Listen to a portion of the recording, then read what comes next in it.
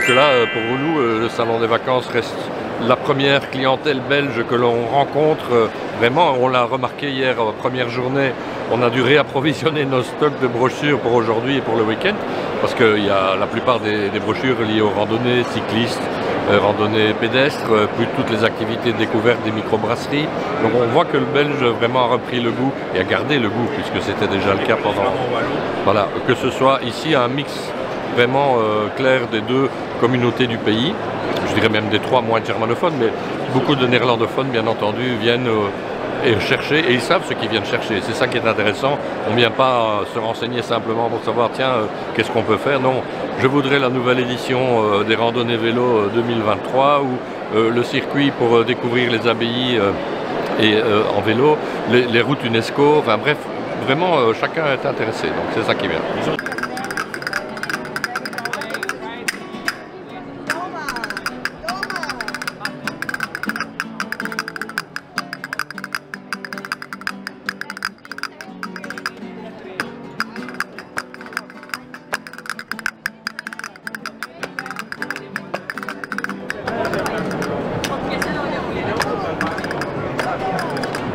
Donc on est une agence de voyage, Geographic Travel Club, qui est basée en Arménie, à Yerevan, dans la capitale.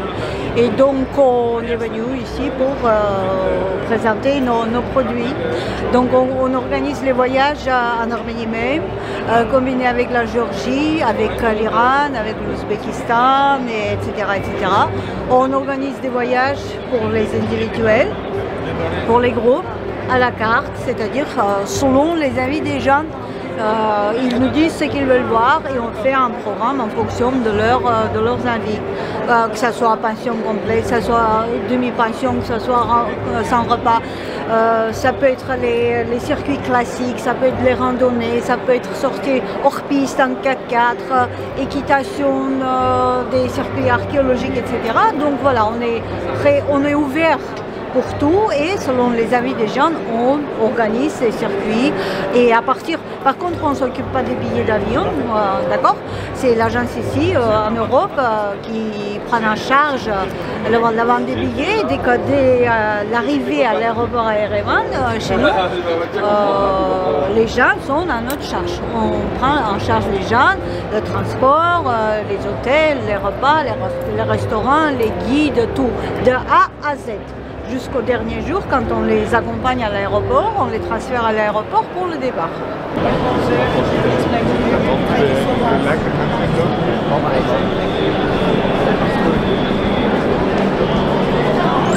Et donc on est à Bruxelles depuis une vingtaine d'années, et depuis 5 ans on a le stand qui est derrière moi, le stand de Bourgogne qui représente l'étude vernissée des hospices de Beaune, les tonneaux, le vin, l'art de vivre à la bourguignonne, et en fait on est une association. Okay. Et l'association, le but, c'est de promouvoir, de chasser en meute, on appelle ça, les clients belges, qui est quand même notre première clientèle étrangère en Bourgogne.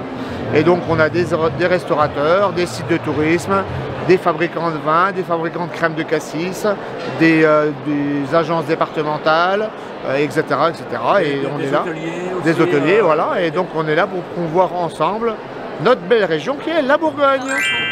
La Côte des Barres en Champagne, c'est 8000 hectares de vignes en appellation Champagne qui se situent à l'extrême sud de l'appellation Champagne, aux portes de la Bourgogne. Ça fait partie de nos actions et de nos actions de promotion tous les ans.